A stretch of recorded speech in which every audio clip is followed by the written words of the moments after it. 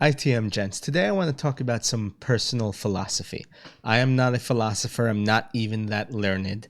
My personal philosophy I generally developed through life, through my experiences, the people I've dealt with. It wasn't until recently I understood that there were names, by recently I mean in the past 10 years, where there were explanations for my personal philosophy and what they were. And if you've watched my previous videos, you may understand that I am clearly a reductive person. I like to simplify everything. I like to break things down to their base parts. This is because I believe life is simple, and I believe people in general have simple needs. Logically, most things can be answered very easily. But the problem is most people don't react to situations. They don't make decisions logically. They make decisions emotionally. And emotions are complicated. And unfortunately, that's just something you have to deal with. And in that regard, today I'd like to talk about Stoicism. Now, if you have watched movies, watched television, the media, you may think Stoicism is just a serene calm, that stoic calm, some laconic guy sitting in the corner keeping to himself. And that's not actually what Stoicism is. Now, this person may be sitting in the corner, but they're sitting in the corner for a reason. The main ideals of Stoicism is understanding your locus of control. Understand the things that you have power over and the things you do not. So that person sitting in the corner is just being laconic and quiet because he's not getting upset over things he has no control over. An easy example is commuting to work. You probably haven't commuted to work in the past year because of the lockdowns, but commuting to work, let's say you're driving and you get stuck in traffic. There was an accident. There's harsh weather. Maybe you take the train and the trains are 10 minutes late. You have no control over the traffic. You have no control of the weather. You have no control over the schedule of the trains. So why are you getting angry at the weather? Why are you lifting your fist to the sky and screaming at the clouds? It doesn't make any sense. You're not achieving anything there. All you're doing is working yourself up over nothing. You cannot control these external forces. What you can control is yourself, your reactions to these external forces. What you could have done is you could have left for work 10 minutes earlier. Stoicism is knowing your locus of control and expanding all the externalities and learning how to deal with them. So an externality is the possible reasons that you would be late to work. So you go into any situation assuming the worst. Assume there's going to be traffic. Assume everyone you deal with is an idiot and prepare for that. For work, leave 10 minutes earlier. For dealing with people who are evil, bad, stupid around you, expect to deal with that sometime during your day. And if you end up not dealing with it, then all the better for you. But if you end up coming into that situation where you're dealing with a coworker who you absolutely hate, you're dealing with a coworker who you think is a complete moron, at least you'll be prepared for it. Prepare for the worst externalities. So, something I like to use a lot is the slippery slope argument.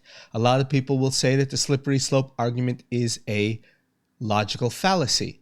They're wrong. The slippery slope is not a fallacy. The slippery slope is an inevitability. You have to assume that the worst that could happen is going to happen, because more often than not, it will happen. Maybe not today, maybe not tomorrow, but it will happen eventually. You have to prepare for that chaos because nothing is permanent. Any sort of peace and success you have now could disappear tomorrow. You have no idea. So, like I said, control yourself because you cannot control others. I'm going to use a contemporary example, and I'm going to talk about the lockdowns. I'm going to talk about wearing masks. I'm going to talk about COVID-19. Now, there's supposedly a virus burning through America, burning through the world, killing people. Now, what can you do to deal with that? You cannot control other people unless you're a tyrant. You can't force people to stay home unless you're a tyrant. You can't force people to wear masks unless you're a tyrant. You cannot control other people. That is the whole point. But what can you do? If you're truly afraid of a virus, you can stay home yourself. You don't have to go out into the world. You cannot expect other people to protect you. You have to protect yourself. So if you're afraid of a virus with a 99.997% mortality rate for people under 40, you can stay home. If you're in a high-risk group, you can stay home. But you cannot force other people to do your bidding. Power over yourself, not power over others. So Stoicism is about how you respond to challenges, because there will always be challenges in your life. It's not about externalizing your happiness against those challenges. You can have a challenge show up and then be depressed over it, or you can step up, deal with that challenge and say, hey, that's life. It is what it is. I've prepared myself for this. On that regards, I want to say that Stoicism, which is about understanding your control, your locus of control, is the exact opposite of Wokeism. Wokeism is a new philosophy in the past, 100 years, starting with Marxism. 150 years, I guess, that's when Marx was around. And the idea with Wokeism is simple. Blame all your problems on externalities rather than yourself. If you have a problem, it's because of some sort of systemic, endemic issue in society, not because of any personal decision you made. Stoicism and Wokeism are opposites. So to be stoic, understand what you can control. You tell a joke. Let's not assume that you're a stand-up comedian. If you're a stand-up comedian, you're telling jokes for other people because that's your job, and jobs are inherently about serving others. That's how capitalism works. You serve others. You enrich yourself by serving others. But assuming you are not a stand-up comedian who makes money telling jokes, don't tell jokes for other people. Tell jokes because they make you happy. You tell a joke, some people laugh, some people don't. Maybe there will be someone in the crowd who gets vehemently upset with your joke. Now they're trying to stir up a mob to cancel you. You have choices there. What do? You can apologize, you can stop telling jokes, or you can say, no, I'm not going to apologize. I did nothing wrong. If you don't believe you did anything wrong, do not apologize. Double down. Don't apologize when you did nothing wrong. That is a sign of weakness, and at that point, you have surrendered any moral authority you have. Do not apologize. It is a sign of weakness. That is Gibbs' rule number 1, I think. Jethro Gibbs, for anyone who gets that reference.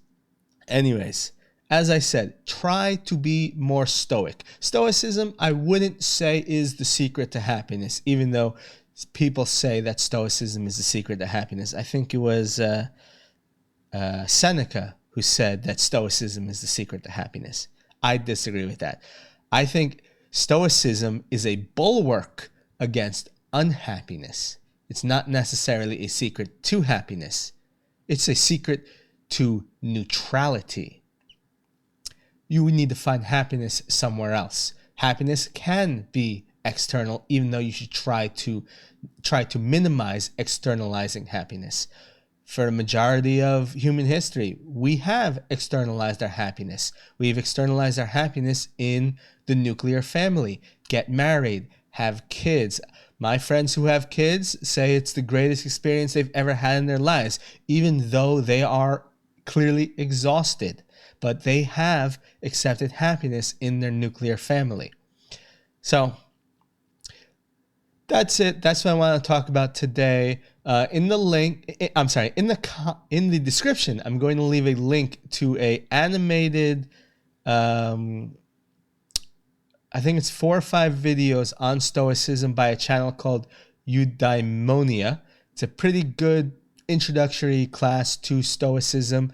If you enjoy it, you should check out some other works of Stoicism, Epictetus, Seneca, and Marcus Aurelius. Anyways, peace out, guys. I'll see you next week.